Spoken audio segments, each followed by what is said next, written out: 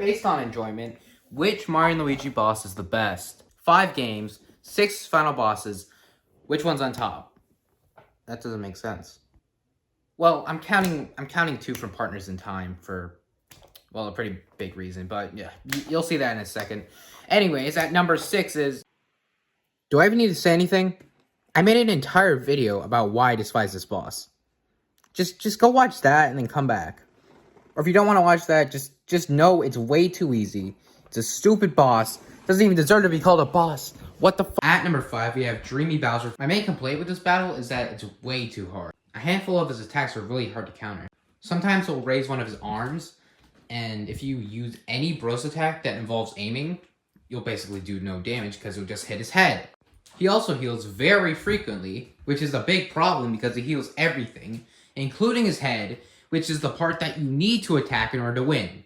Also, as long as one of his minions are alive when he's healing, he'll just keep on healing. So unless you have the Z-Egg, you're screwed. At number 4 is Cackletta. Phase 1 is pretty simple. All she does is throw some fire attacks at you. And also fucking meteor. But it's not that hard. But then you get to the second phase. You have 1 HP. Now, usually this wouldn't be that bad if you could just heal. But the thing is, she has a lot of speed, meaning that she attacks first. So either A, you need to dodge all of her attacks perfectly, or B, you have to get your speed high enough so that you could heal right away. Another big problem I had with the fight was that you're basically forced to use bros attacks, or else you're just going to be there forever. Which would be fine if the bros attacks weren't super expensive. I found myself using so much BP and having to use so many items to regain it. But other than that, the fight was pretty good. It's a good challenge, and there's a lot of variety with the attacks. At number 3 is Elder Princess Shrew.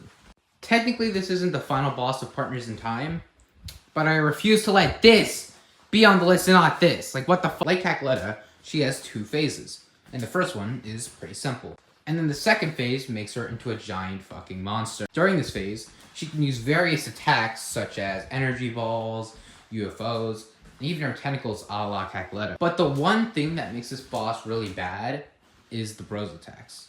Unlike the other games of the franchise, Partners in Time doesn't require BP or SP to use bros attacks. Instead, you find these bros attacks around the world. Meaning they could use very overpowered bros attacks, such as the Mix Flower and Copy Flower, to defeat Elder Princess Shrew. So the boss isn't necessarily bad, it's just that the game's programmed in such a way that you could get away with defeating the boss really easily without any consequence. At number 2, we have Bowser and Paper Bowser. For one of the worst Mario and Luigi games, this boss fight is pretty good. Phase 1 is pretty simple as always. Bowser just shoots some fire and throws some like spiky balls. But then the 2 Bowsers merge, and regular Bowser basically just gets like this big armor. The attacks are really interesting because they make you focus on all 3 of the bros. If you're not paying attention, you'll dodge with the wrong person and you'll get hit. You also have to be really careful with when you dodge or else you'll take a little bit of damage. But by far, my favorite part of this fight is when Bowser uses your own tricks against you. Those trio attacks you've been using throughout the game, he can use those too! That attack alone probably makes this fight one of the most unique in the Mario and Luigi franchise. And at number 1, we have Dark Bowser and the Dark Star. Like what? Was this even a surprise? This boss might actually be perfect. It has a good variety of simple attacks that are really easy to dodge, and really intricate attacks that need more thinking. The idea of having Bowser and the bros work together to defeat Fawful and the Dark Star is just, it's insane.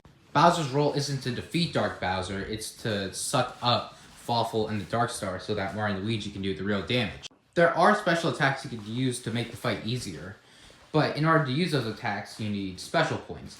Therefore, it doesn't have the problem that Elder Princess Shrew had. The atmosphere is amazing, the boss isn't too easy but isn't too hard, and the theme goes so hard. Oh my gosh, I'd play it, but Nintendo would snipe me in the head, so I'm not going to do that. And the final punches Bowser throws to finish off the fight, oh my gosh, it's awesome, I love it. And yeah, that's my ranking. Now, if you'll excuse me, I need to think of more ideas for Mario and Luigi videos.